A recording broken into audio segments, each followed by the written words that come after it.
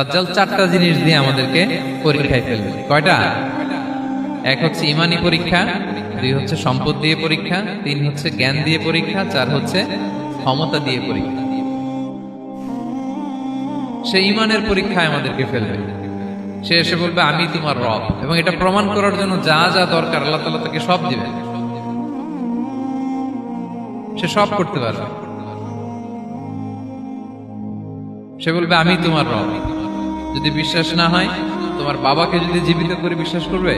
অনেকে বলবে হ্যাঁ আমার আব্বাকে জীবিত করে দেখা, তো তার বাবাকে ঠিকই সে জীবিত করে ফেলবে। আসলে শয়তান তার বাবার সূরত নিয়ে সামনে দাঁড়াবে। আরে তাই তো, এটাই তো আমার বাবা, এটাই তো আমার দাদা। মানুষ ফিতনায় পড়ে যাবে, ইমানের ফিতনায়। সে ভাববে আসলে এটাই বোধহয় আমার রব, এবং তাকে এত ক্ষমতা দেয়া হবে, তার ডান দিকে থাকবে জান্নাত, বাঁ দিকে জাহান্নাম। তার কাছে আল্লাহ এটা দিবে।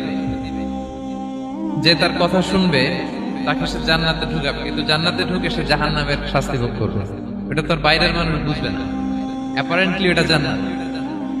আর যে তাকে মানবে না তাকে সে জাহান্নামে ফেলবে, কিন্তু জাহান্নামে ঢুকলেও সে জান্নাতের নাজ নেয়ামত ভোগ করবে।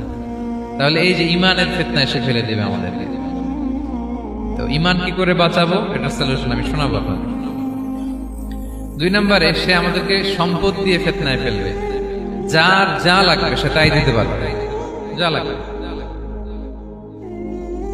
সে যদি আকাশকে বলে আকাশ বৃষ্টি দাও, যাকে তারা মানবে ওই এলাকায় বৃষ্টি হবে, সুজলা সুফলা শস্য শ্যামলা হবে সে সমস্ত এলাকা, ফল মূলে ভর্তি হবে, বরকত আর বরকত। আর যে এলাকার লোকেরা, জনপদের লোকেরা তাকে মানবে না, সে বলবে ওখানে বৃষ্টি হবে না, হবেও না। ওখানে খরা, দুর্ভিক্ষ, মাটির পেটে চলছি, মানুষ না খেয়ে মরবে, মহামারী, দুর্ভিক্ষ দেখা যাবে। তখন বিশ্ববাসী মনে করবে এটাই বোধহয় আমাদের রব। তার মানে সম্পদ দিয়ে ফিতনায় ফেলে দিবে। তিন নম্বর হচ্ছে নলেজ। তার জ্ঞানের কাছে গোটা বিশ্ব হার মানবে। পূর্বের পরের যত জ্ঞান আছে সব আল্লাহ তাকে দিবে। ইলমুল আউয়ালিন ওয়াল আখিরিন। এমন কোন প্রশ্ন নেই যেটা দিয়ে তাকে আটকানো যায়। যাই জিজ্ঞেস করবেন সব জানতা, সব বলে দেয়। ভবিষ্যৎবাণী বলে দিবে, বলবে আগামীকাল ওইখানে অমুক দেশে বোমা বিস্ফোরণ হবে, ওইখানে ওখানে দুর্ভিক্ষ হবে, হবে ভূমিকম্প হবে, হবে। সে যা বলবে তাই হবে। তার জ্ঞানের এই বহর দেখে মানুষ ফিতনায় পড়ে যাবে। চার নম্বর হচ্ছে দ্য ট্রায়াল অফ পাওয়ার, ক্ষমতা।